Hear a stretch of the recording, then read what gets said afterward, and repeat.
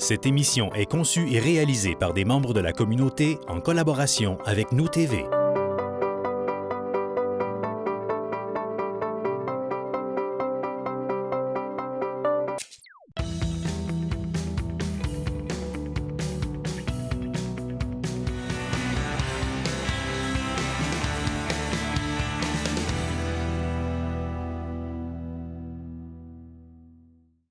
Mesdames et messieurs, bonsoir et bienvenue à cette assemblée, je dirais, plus qu'extraordinaire. Je vais retenir cette date-là, le 16 mars 2020. Nous faisons une assemblée à huis clos. Nous sommes les élus autour de la table. Il y a une absence, Mme Fortin, M. Fortin aussi, qui doivent s'absenter pour des raisons là, de quatorzaine, qu'on appelle, au lieu de parler de quarantaine, quatorzaine. Nous avons quand même une journaliste courageuse, Mme Lévesque, qui est venue faire un rapport sur ce que nous allons vous dire ce soir. Et moi, bien sûr, je vais vous faire à la toute fin de cette assemblée, qui n'est pas tout à fait longue, c'est une assemblée qui va être assez simple. Je vais vous faire un survol de ce que Ville-d'Alma a décidé d'appliquer à partir des obligations du gouvernement du Québec. Et je vous dirais que dans l'ensemble, on se consulte énormément entre municipalités à travers tout le Québec et il y a de plus en plus de ressemblances, mais surtout de plus en plus de directives pertinentes, je dirais, pour pouvoir passer au travers de ce risque de pandémie chez nous. Alors, je vous en parlerai à la fin de la réunion. C'est Mme Aubin qui va remplacer au niveau de M. Paradis, qui lui aussi arrive de vacances à l'extérieur, alors se doit de se retenir chez lui, à la maison. Il doit être heureux, M. Paradis. Alors, Mme Aubin, vous allez nous lire l'ordre du jour de ce soir, s'il vous plaît. Merci, M. le maire. Donc, point 2, exemption de la lecture du procès-verbal de la séance ordinaire tenue le 2 mars 2020. Point 3, approbation du procès-verbal de la séance ordinaire du 2 mars 2020. Point 4, rapport du comité consultatif d'urbanisme de la réunion du 25 février 2020.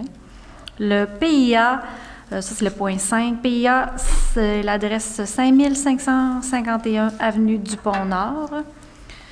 Projet d'immobilisation divers, c'est le point 6, relativement à la renonciation des sols non utilisés en faveur du Fonds général de la Ville. Point 7, renonciation, vente du sol des obligations pour le règlement d'emprunt 309-2018.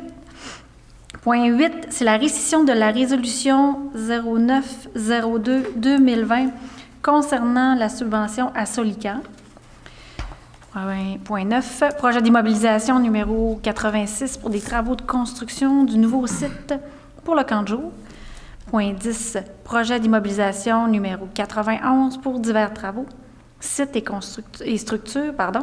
Point 11, projet d'immobilisation numéro 92 pour des travaux d'aménagement. Point 12, soumission équipement pour travaux sous tension, contact pour le service électrique.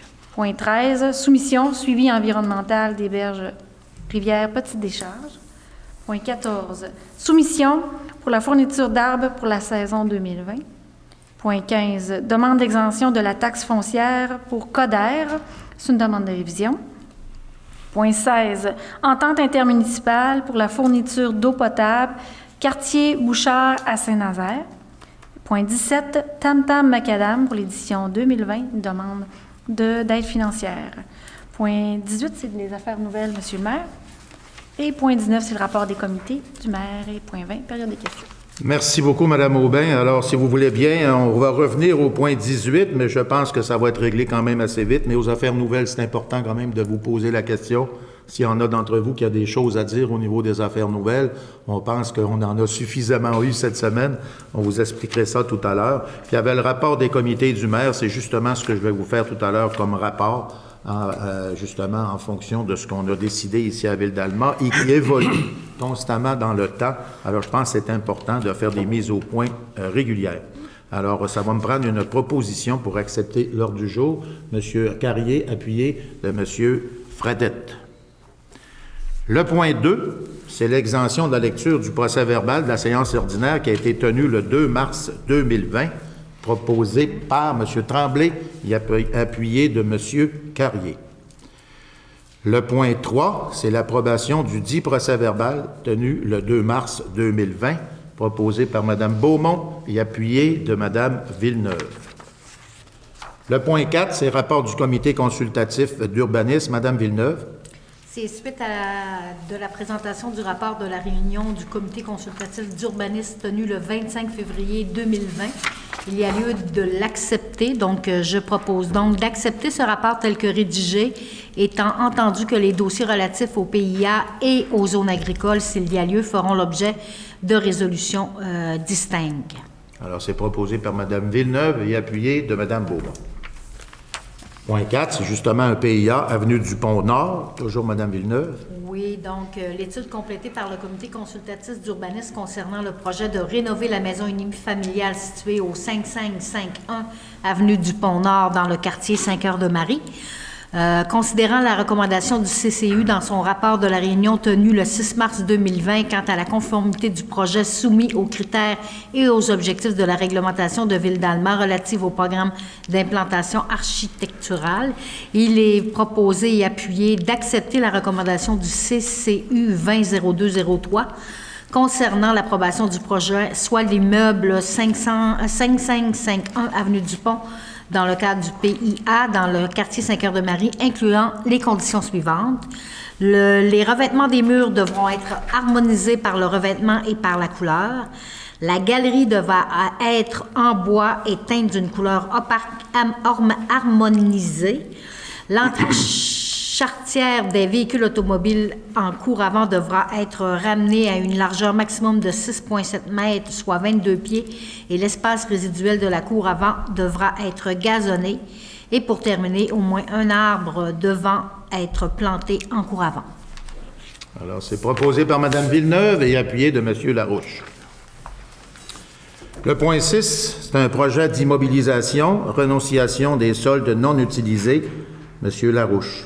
Oui, donc, considérant qu'en vertu de la loi sur les travaux municipaux, le conseil municipal peut ordonner des travaux de construction ou d'amélioration par résolution lorsqu'il pourvoit dans cette résolution à l'approbation des deniers nécessaires pour en payer le coût et à même ces fonds généraux non autrement appropriés. Considérant également que le conseil municipal a adopté diverses résolutions afin de décréter des travaux dans des projets d'immobilisation au cours des dernières années, considérant le rapport produit par le directeur des finances et trésorier de la Ville à l'effet que certains travaux ont été entièrement réalisés à un coût souvent inférieur aux estimations produites, laissant ainsi un excédent net à récupérer, à savoir un montant total de 1 492 366 et 08.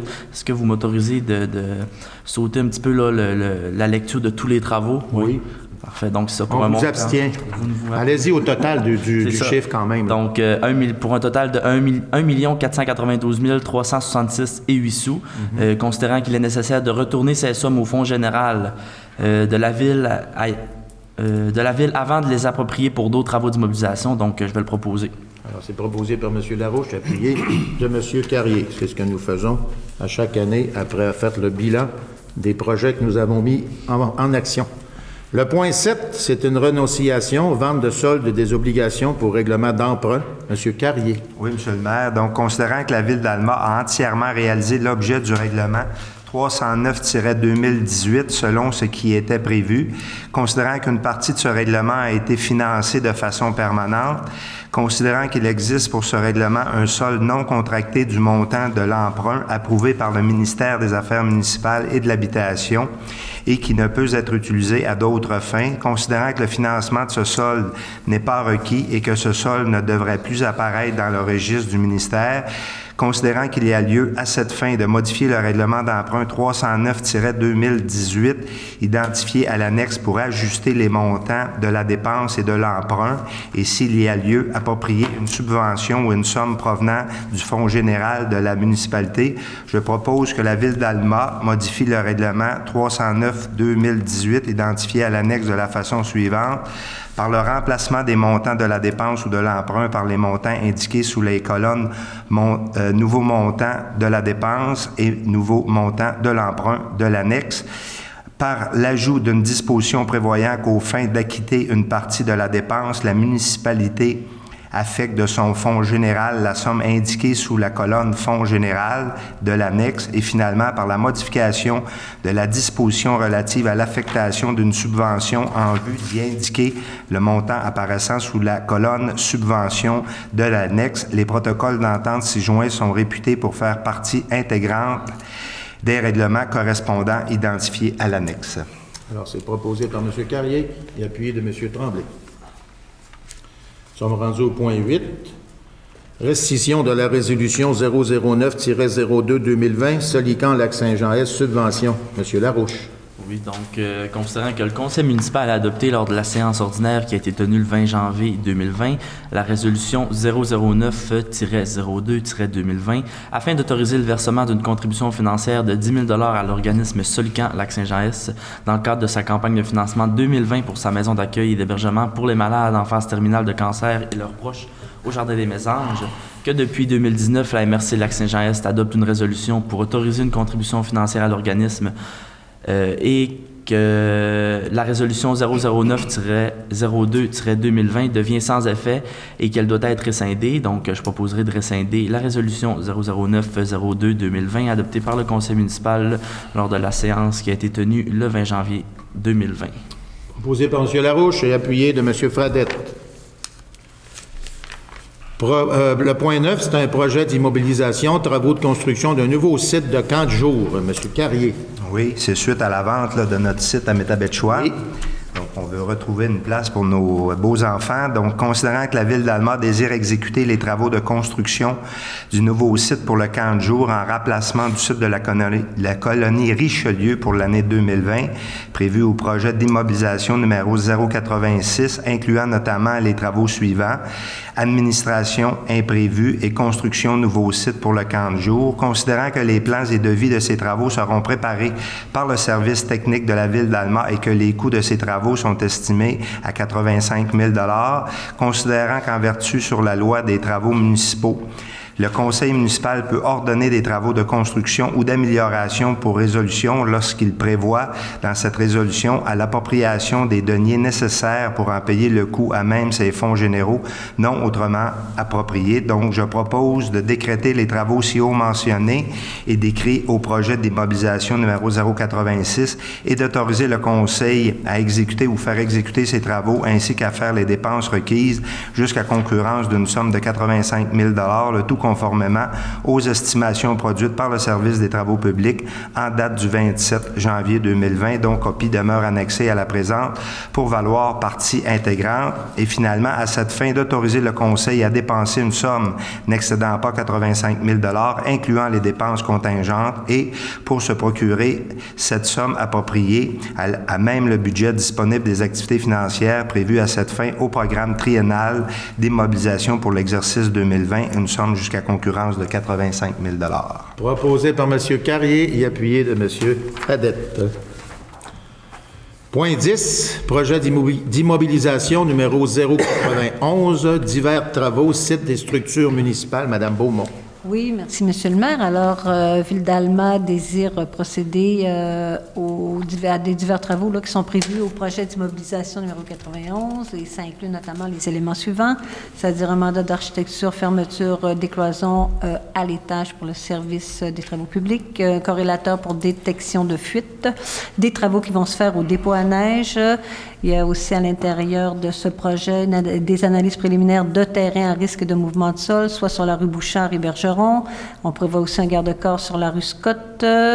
Il est aussi question de radiateurs, génératrices pour l'usine de filtration, des pots à fleurs qui seront installés pour un projet pilote et une modification de la conduite pluviale sur la rue des Lotus. Alors, considérant les coûts de ces travaux qui sont estimés à 296 500 $ et considérant qu'en vertu de la loi sur les travaux municipaux, le conseil municipal peut ordonner des travaux de construction ou d'amélioration par résolution lorsqu'il pourvoit dans cette résolution à l'appropriation des deniers nécessaires pour en payer le coût, à même des fonds généraux non autrement appropriés. Je propose de décréter les travaux ci-haut mentionnés et qui sont décrits au projet d'immobilisation 91, d'autoriser le Conseil à exécuter ou faire exécuter ces travaux, ainsi qu'à faire les dépenses requises jusqu'à la concurrence d'une somme de 296 500, le tout conformément aux estimations produites par le Service des travaux publics en date du 5 mars 2020. Copie de tels documents demeurant annexés à la présente pour valoir partie intégrante. À cette fin, d'autoriser le Conseil à dépenser une somme n'excédant pas 296 500, incluant les dépenses contingentes et, pour se procurer cette somme, à approprier à même le budget disponible des activités financières prévues à cette fin au programme triennal d'immobilisation pour l'exercice 2020. La dite somme jusqu'à concurrence du dit montant de 296 500. Proposé par Mme Beaumont, appuyé de Mme Villeneuve. Comme vous pouvez voir, il va y avoir des travaux encore cette année. Oui. Le point 11, projet d'immobilisation numéro 092, divers travaux d'aménagement. M. Fradette, cette fois-ci. Oui, M. le maire. Donc, moi aussi, ce sera une énumération de travaux. Donc, comme Mme Beaumont et M. Carrier, cette fois-ci, ce sera pour le numéro 92. Donc, en foresterie urbaine, en modification de trottoirs et bordures, urbanisme, projet de développement durable, aménagement paysager et espace vert. Et faites pas le saut, M. le maire, on est dans les décorations de Noël. Arrêtez donc, vous. Eh bien, oui. Alors, tous ces travaux pour... On a encore pas mal de neige dehors. C'est ça, mais vous savez, Ville-d'Alma, on est prévoyant. Oui. Donc, et toutes ces choses-là pour la somme de 150 000 $. Donc, j'en serai le proposeur, M. le maire, mais ce n'est pas 150 000 $ qu'en décoration. Pas juste pour les arbres de Noël, bien sûr. C'était quand même le dernier des points. Proposé par M. Fradette et appuyé de M. Larouche. Point 12, c'est une soumission équipement pour des travaux de sous-tension contact. M. Larouche. Oui, donc, considérant qu'à la suite d'un appel d'offres sur invitation pour l'acquisition et la livraison d'équipements pour travaux sous tension contact pour le service électrique, les soumissions suivantes ont été reçues le 20 février 2020. Donc, le premier soumissionnaire, Lumen Incorporé d'Alma, pour un montant incluant les taxes de 33 355 et 25. Et finalement, le deuxième soumissionnaire, Franklin Empire d'Alma, pour un montant, taxes incluses encore une fois, de 38 615 et 85. Considérant le rapport d'analyse produit par la Chambre municipale et la directrice du service des travaux publics qui nous précise la conformité des soumissions reçues et les taxes incluses. Donc, je proposerai de considérer la plus basse soumission conforme à Lumen Inc. Incorporé d'Alma pour un montant de 33 355 et 25, taxes incluses. Cette somme sera prise à même les disponibilités financières prévues à cette fin au budget du service électrique. Proposé par M. Larouche, appuyé de M. Carrier. Travailler sous tension et fil électrique, ça prend des bons professionnels puis qui ont des bons équipements techniques pour être sûr de ne pas avoir d'accident. Le point 13, c'est une soumission concernant, entre autres, les berges, la rivière Petite-Décharge, une soumission sur l'environnement. M. Tremblay. Oui, en fait, dans les travaux entourant la réfection de la rivière Petite-Décharge, le ministère de l'Environnement nous demande de faire un suivi environnemental des berges pour une période de 5 années. On est donc allé en soumission sur invitation pour s'adjoindre les services d'une firme professionnelle. Or, les 3 soumissions qui ont été reçues excèdent le montant qu'on s'était fixé au budget. Donc, dans ce cadre-là, je vous proposerais tout simplement de les rejeter toutes les 3 et de retourner en soumission, et cette fois-là, les soumissions ouvertes. C'est une bonne chose. Alors, proposé par M. Tremblay et appuyé de M. Carrier, effectivement, on avait fait des prévisions qui étaient beaucoup inférieures à ce qu'on a eu comme soumission. Alors, c'est dans notre droit de refuser, et on va reprendre à peser sur le crayon. Oui.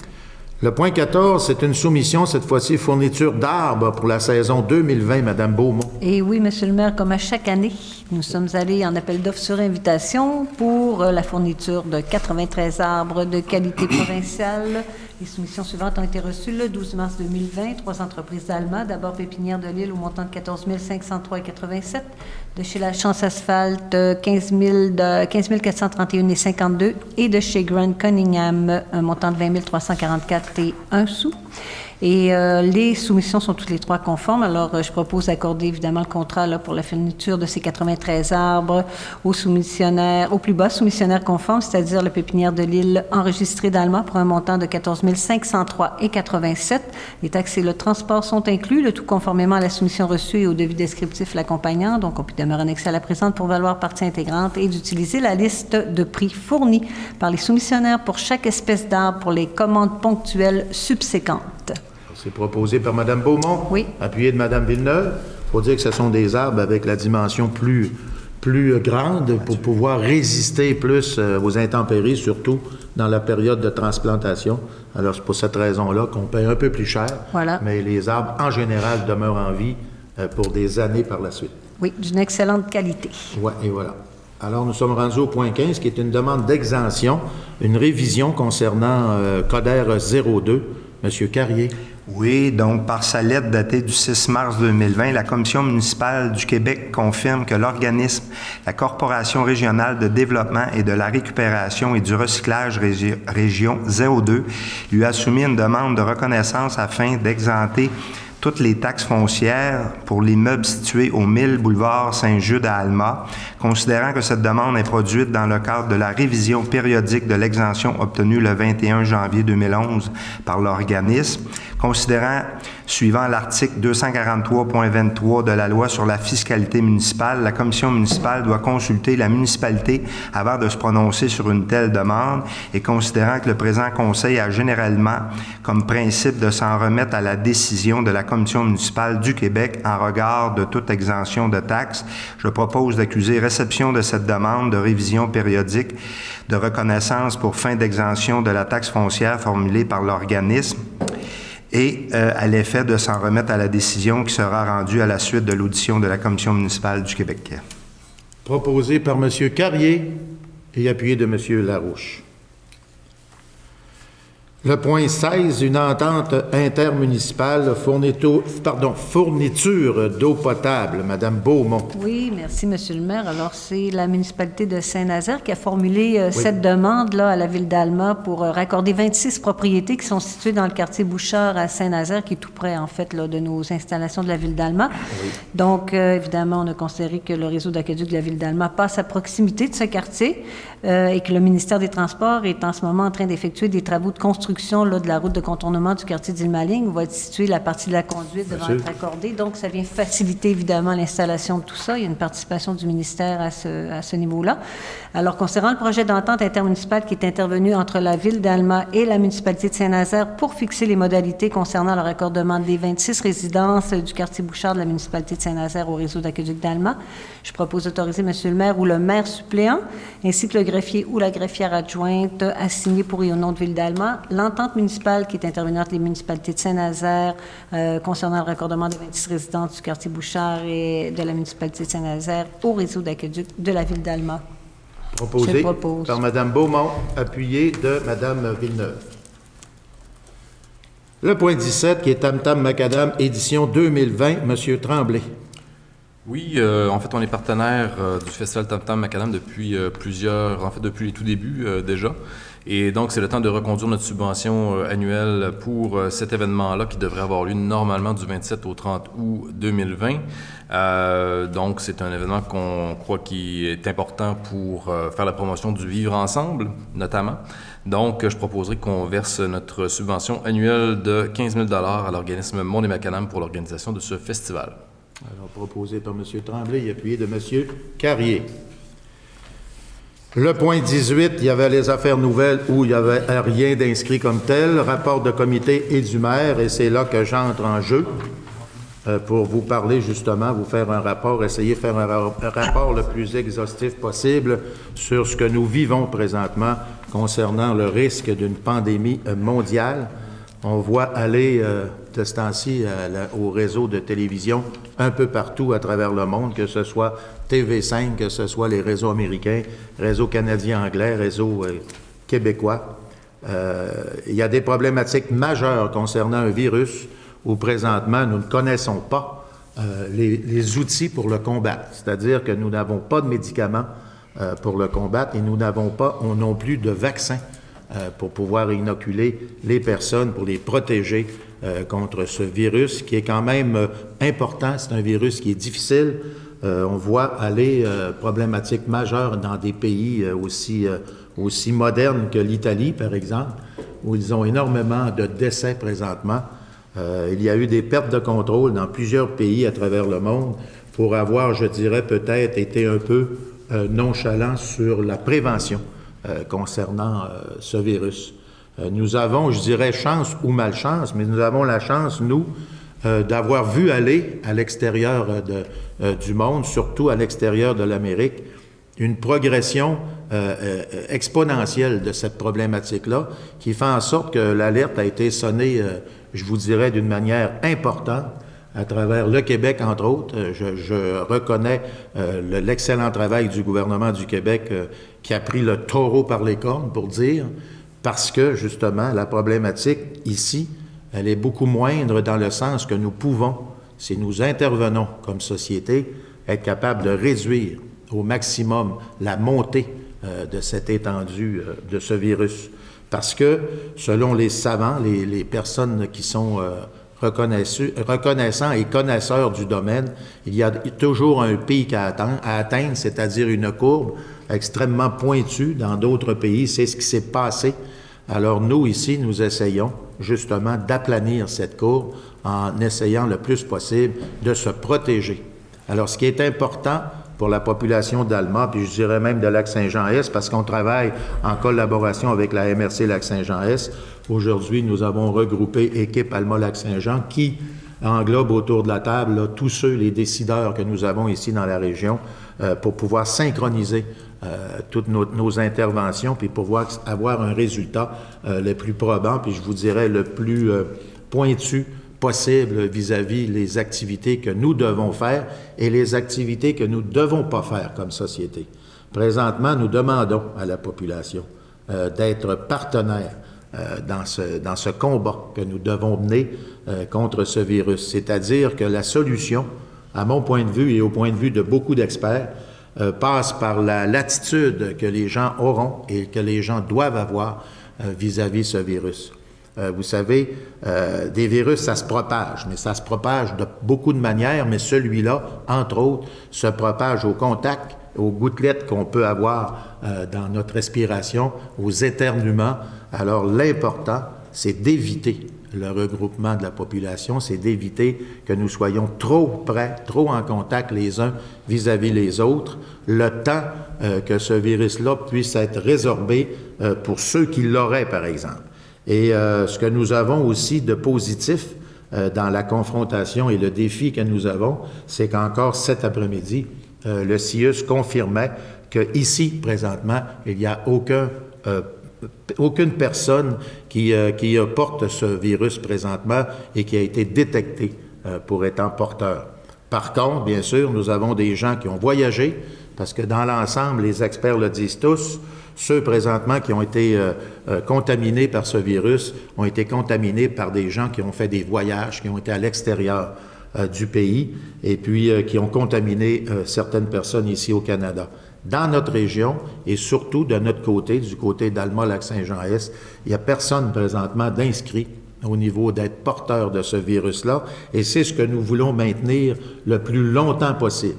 On ne dit pas qu'on maintiendra le zéro jusqu'à la toute fin de l'aventure parce que ça serait extrêmement, je dirais, chanceux de le réussir, mais d'essayer le plus possible d'avoir le moins de contamination. Et pour ce faire, on se doit de s'éloigner les uns des autres, prendre un temps de recul, comme j'ai déjà dit en intervention au niveau des médias, profiter de cette situation-là pour repenser notre vie, faire un peu de philosophie derrière ça. On ralentit notre production, on ralentit le travail que nous avons à faire.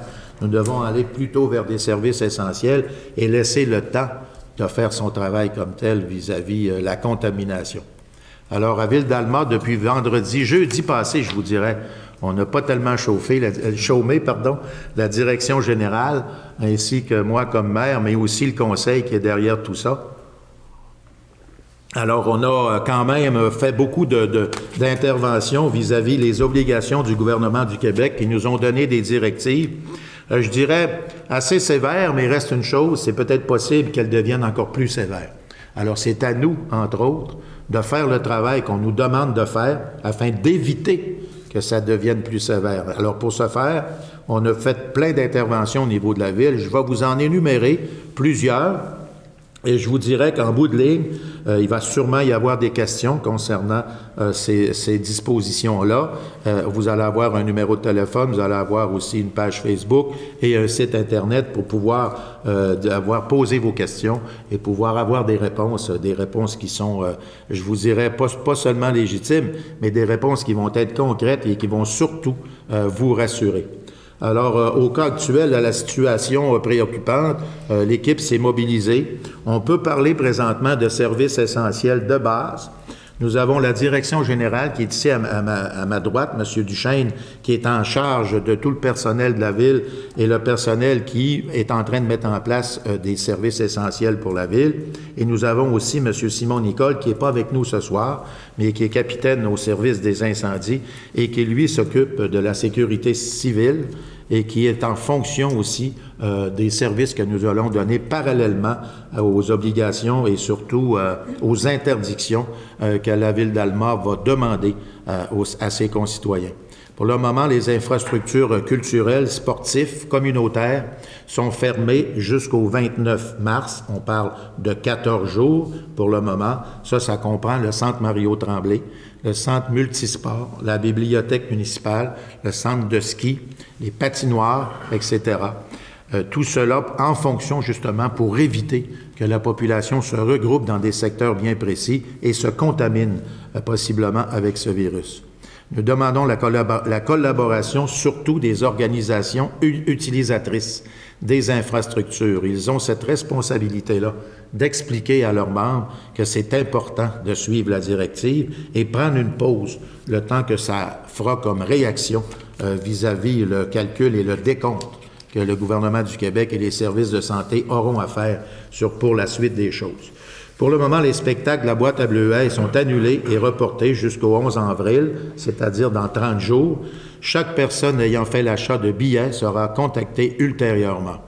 Les différents services touchant l'administration municipale demeurent ouverts, travaux publics, urbanisme, hôtel de ville et incendie. Cependant, nous demandons aux gens de prendre le téléphone au lieu de se présenter directement, puisque la majorité des choses qui peuvent être réglées par téléphone plutôt que par présence physique.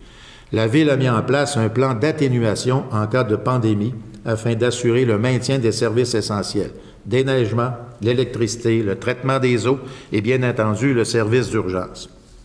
Ça concerne entre autres la sécurité civile. Nous nous conformons aussi aux recommandations du gouvernement, bien sûr, parce que c'est eux qui ont la direction, je vous dirais, finale en rapport à ces exigences-là.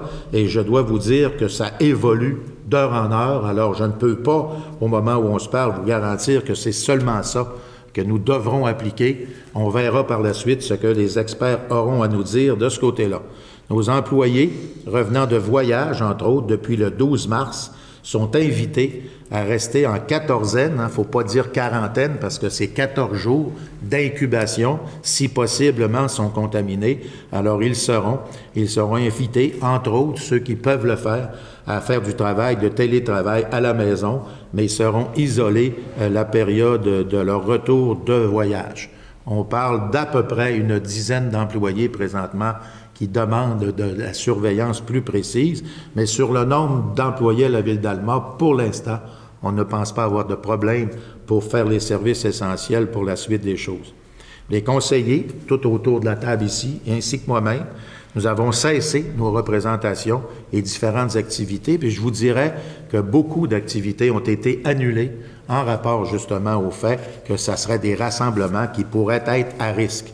Alors, nous allons essayer d'éviter, tout en montrant l'exemple, parce que c'est ce qu'on demande à la population, de faire attention à tous ces regroupements-là et rester bien peinard et bien tranquille dans notre cocoon à la maison. Alors, nous avons pris la décision de tenir la séance du Conseil à huis clos, ce que vous voyez ce soir. Personne dans la salle. Nous avons quand même Mme Lévesque qui a pris le risque de venir nous contacter. Mais je pense que tout va bien se passer, surtout à la distance où elle est.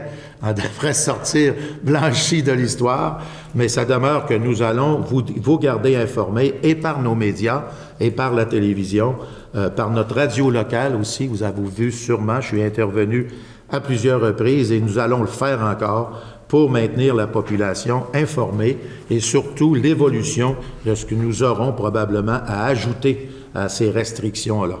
Nous suivons la situation de près, surtout avec le CIUS, parce que tout ça, en même temps, est en fonction de maintenir le CIUS, je vous dirais, fonctionnel.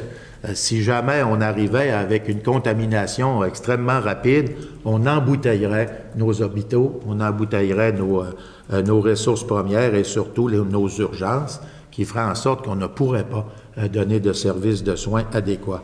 Alors, c'est dans cette optique-là que, comme société, on se doit de travailler tous ensemble à réussir ce coup de force qu'on nous demande. Alors, nous recommandons, entre autres, nécessaires à la réussite, d'éviter les rassemblements. Les personnes de 70 ans et plus, on leur demande sur une base volontaire de s'isoler le plus possible, d'être le moins possible en contact. Semble-t-il que le virus est plus difficile pour les personnes âgées que pour les personnes en plus bas âge. Alors, évitez de sortir de la maison le plus possible. Ou si on fait des sorties, de prendre des sorties qui sont en solitaire, je vous dirais, des petites marches de rue de quartier qui fait quand même prendre l'air et être capable de se protéger, toujours en fonction de ce virus-là. Ne pas faire d'achat de ressources dont on n'a pas besoin pour l'instant. Vous avez vu certaines tablettes qui ont été vidées complètement de papier de toilette. La question se pose encore, pourquoi seulement le papier de toilette? Mais il reste un fait, c'est qu'il y a comme une panique qui s'est emparée de quelques gens. Et puis, quelque part, c'est inutile. Encore cet après-midi, on avait du témoignage de l'Association de camionneurs au Québec qui confirme bien que nous allons continuer à alimenter les commerces pour les fournitures de la population. Alors, évitez de vider inutilement les tablettes et, bien sûr, les tablettes dans nos épiceries, mais aussi permettre d'en laisser pour les autres aussi, de partager quelque peu.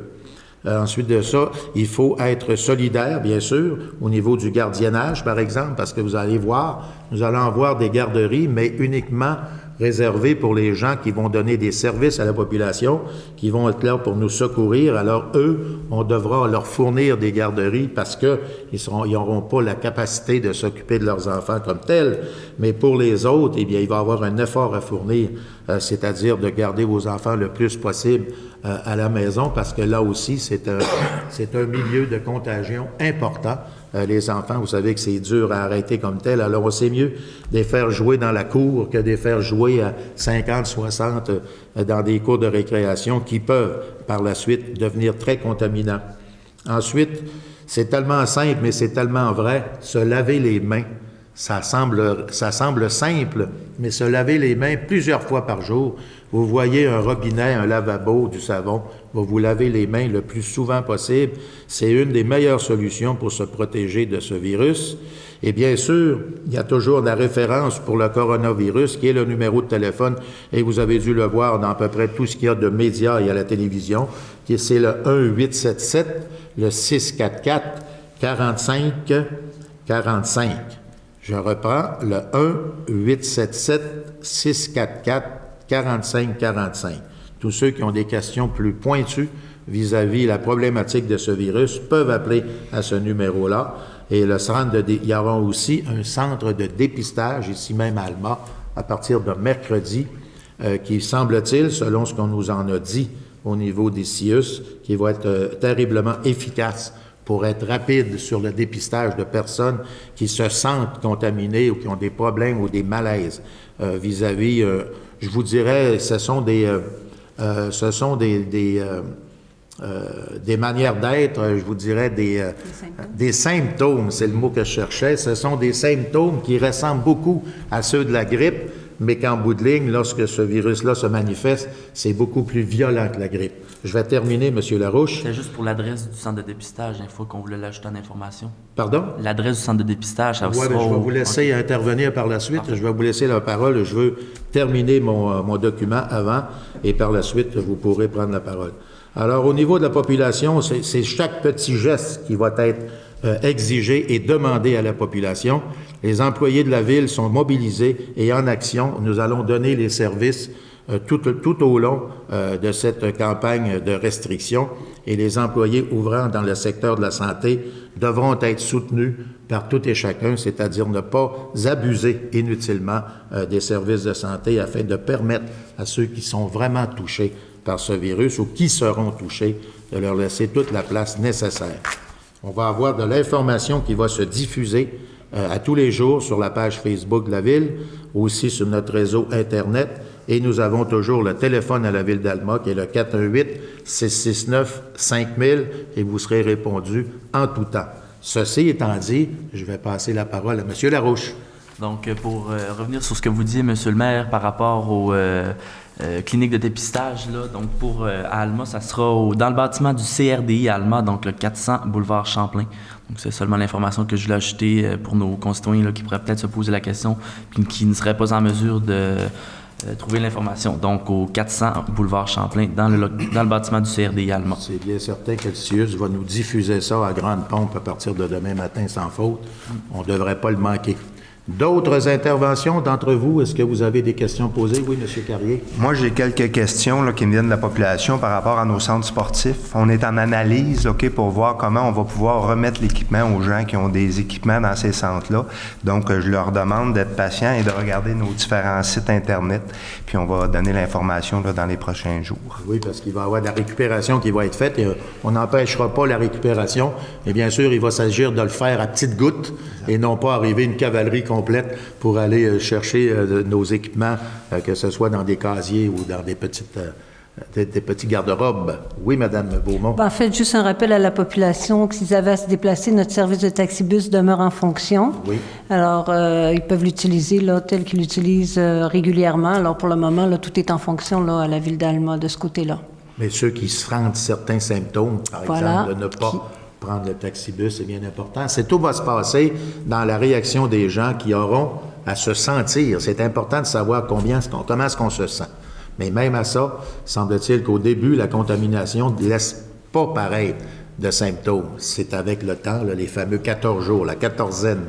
Alors, c'est important de prendre de la distance, comme Mme Beaumont fait avec Mme Villeneuve. Oui. Vous voyez, il y a une distance protectrice et c'est dans ce sens-là qu'il faut aller dans les jours qui viennent. Et je vous dirais, parce que M. le directeur général pourra vous le dire, ça évolue constamment. Depuis jeudi passé, je peux vous dire qu'il y a des choses qui ont énormément changé. On disait certaines choses le vendredi qui n'étaient plus bonnes le samedi. Alors, nous allons continuer à évoluer dans les obligations que le gouvernement du Québec nous demande, mais en même temps, nous allons continuer à vous informer et surtout à vous encourager. Je vais citer la phrase qui avait été citée dans les années 60. 1961, la phrase de M. Kennedy, pas longtemps avant de se faire assassiner, le pauvre, mais c'était tellement d'actualité. Hein? Aujourd'hui, ce qu'on demande à la population, ne demandez pas qu'est-ce que l'État peut pour vous. Demandez qu'est-ce que vous pouvez pour l'État. Présentement, on vous demande, la population, de nous aider à passer au travers de cette pandémie qui pend à nos lèvres et à notre nez, parce que c'est juste à côté de chez nous, là. Alors, on a la capacité de prendre des gestes aujourd'hui beaucoup plus faciles que si jamais nous étions envahis et nous avions une épidémie très difficile à combattre. Alors, c'est tout ce que j'avais à vous dire aujourd'hui, mais soyez assurés qu'on va vous tenir au courant régulièrement aussi avec la radio locale le matin. Nous passons régulièrement là, pour donner des nouvelles directives, tout en suivant ce qui se fait au niveau du Québec et maintenant, je dirais, au niveau du Canada, parce que M. Trudeau en a ajouté aujourd'hui et je pense que c'était grand temps qu'on en ajoute.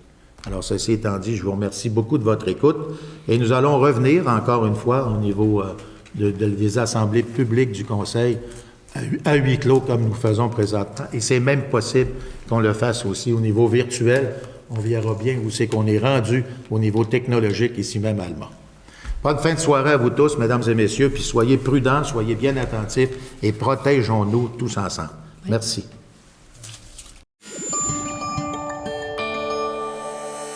Nous TV, fiers de faire rayonner notre communauté.